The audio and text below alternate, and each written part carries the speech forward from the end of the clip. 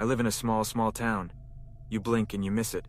The best we can boast about is a single stop sign and a gas station, which we only have because of the nearby highway. Any actual semblance of a town is 25 minutes away. When things get scary out here, it's amplified. The occasional homeless person is no big deal. They're often drifting through. Drug addicts run rampant and will steal everything they can from your house, but it's the normal out here. However, what happened a few years ago certainly wasn't normal. So originally I was dead asleep in my bed.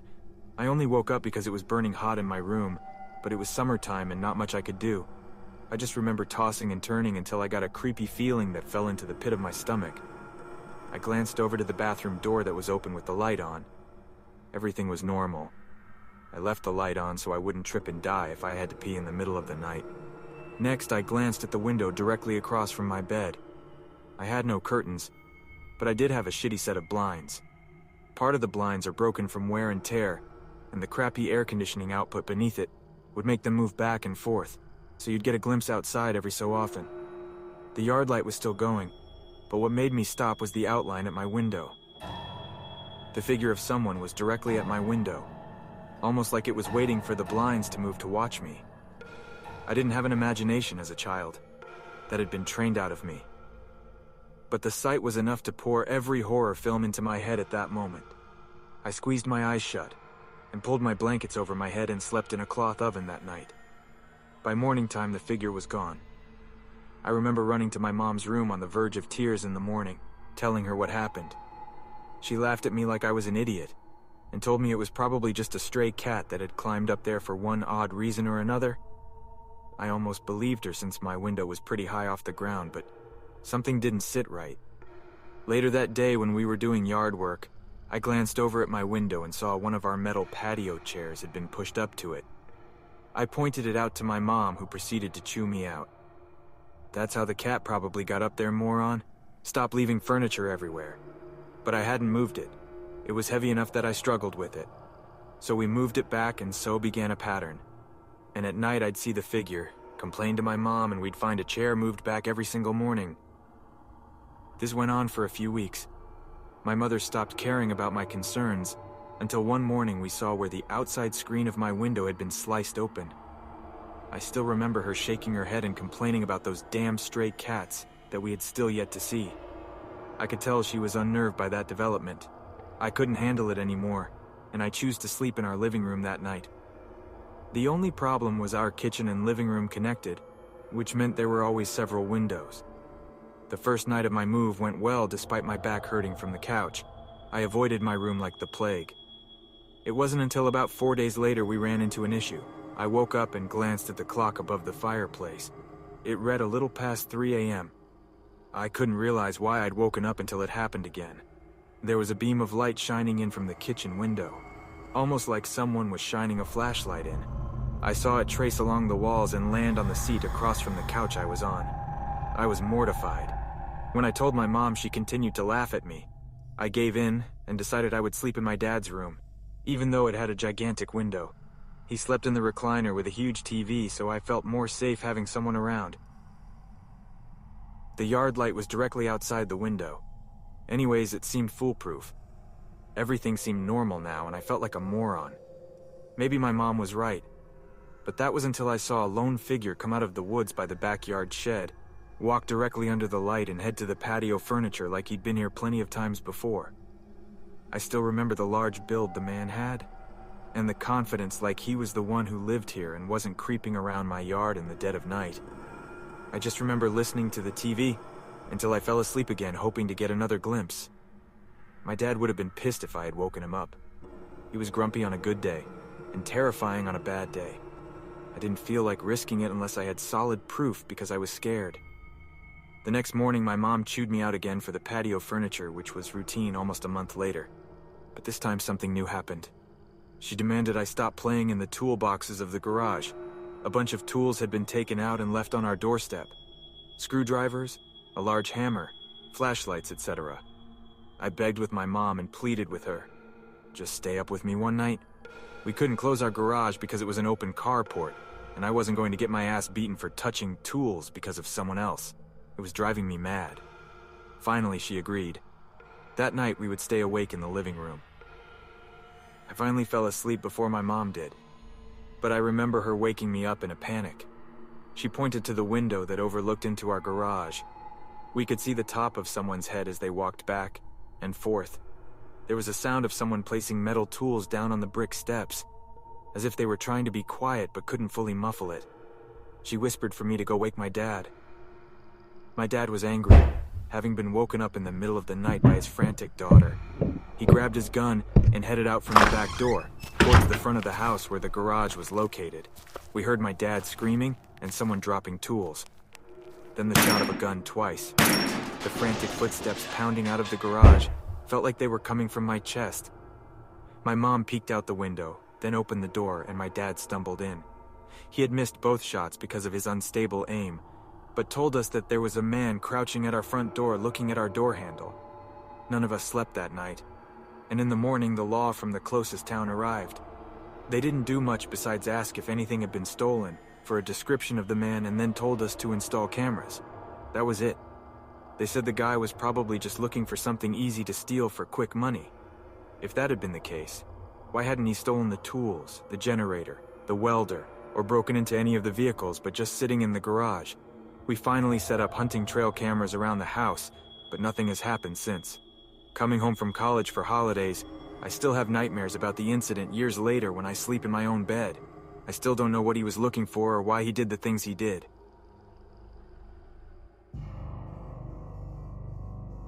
I am in university right now, but staying with my parents at their house for the summer.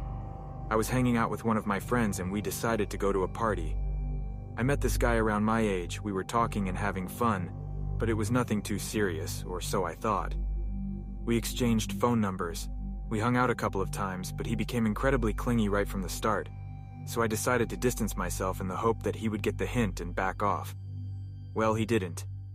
When I stopped responding, he sent me over 100 messages, with each message becoming increasingly more aggressive as time went on.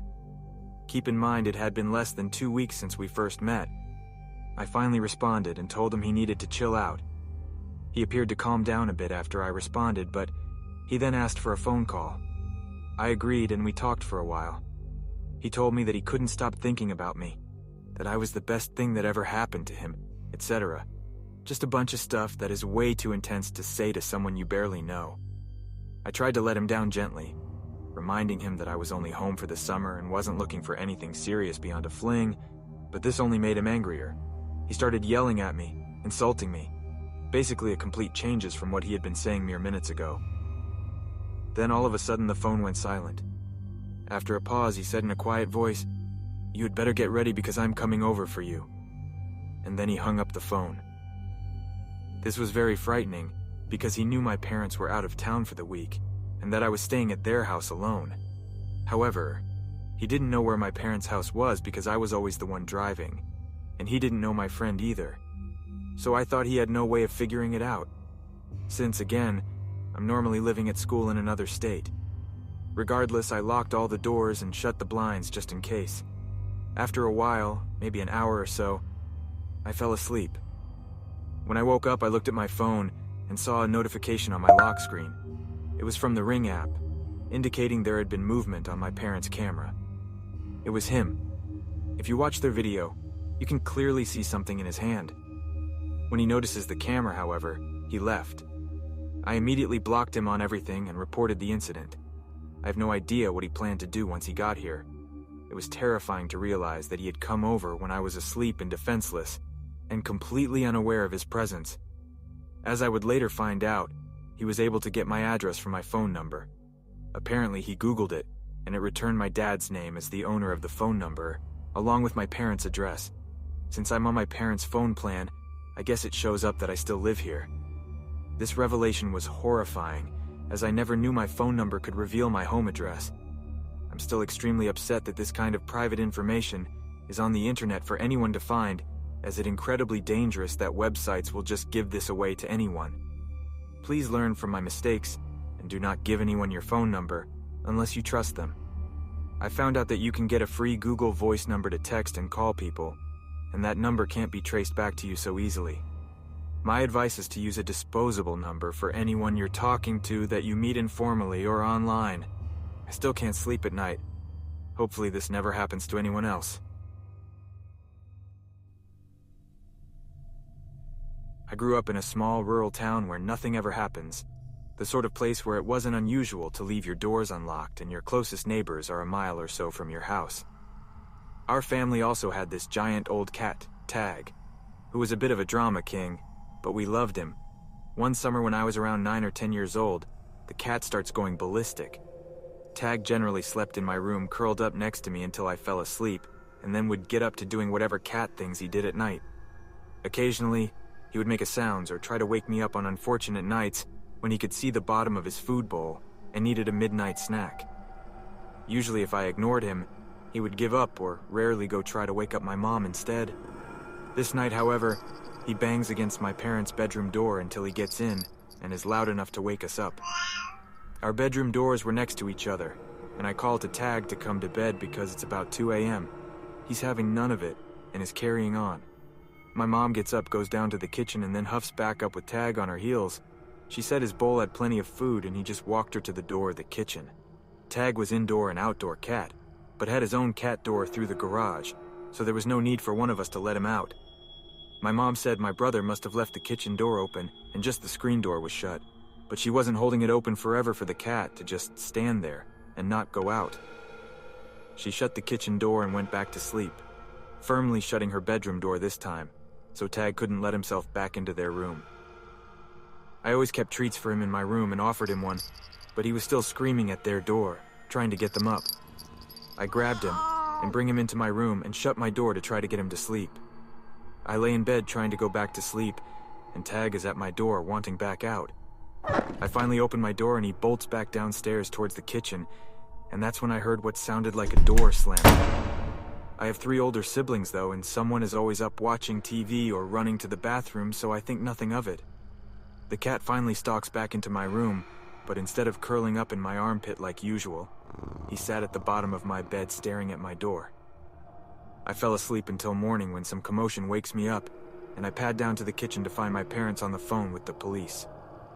They got up as usual to get ready for work, and while making coffee, my mom went to grab her rings from the little jewelry dish she had by the sink, because she would take them off in the evenings to rinse dishes and load the dishwasher, but discovered the dish was empty this morning. Small town, so the sheriff sends a deputy over, and when my dad walks out to meet them, sees our quad bike is missing from out back. The key is off the key ring. My brothers are all up at this point too, and we are all freaked out that while we were sleeping, some robber came in and removed the key, and saw an opportunity to take my mom's rings. They were asking if we had any clue when it happened, and my parents say no. My mom asked my middle brother, who was a freshman in college and home for the summer, what time he ended up off the couch last night, and if he heard anything. He said he went to bed at 10 or 11 p.m. and asked what she meant, as his bedroom was in the basement and he wouldn't have heard anything in the kitchen. She said, but you were in the living room off the kitchen when I went to feed the cat and shut the door you left open, and I told you not to sleep on my couch and go to your bed as I went back upstairs. He told Mom he was in the basement since dinner and never went out or came upstairs again. He watched a movie in the basement living room before going to bed in his own bedroom. She goes white and realizes that the cat must have been trying to warn us. Someone came into the house and the robber dove onto the couch and covered up to hide when she came to the kitchen and exited after she went back to bed. The cop said for someone to be so brazen, they probably knew our family, knew our habits, but didn't count on the cat being so overprotective, and had probably intended to steal more, but was afraid the cat may wake the whole house. It has been over 20 years since this happened, and the robber was never caught. But it is unnerving to think it was probably someone who had been to our home before as a friend. Thank God for our cat.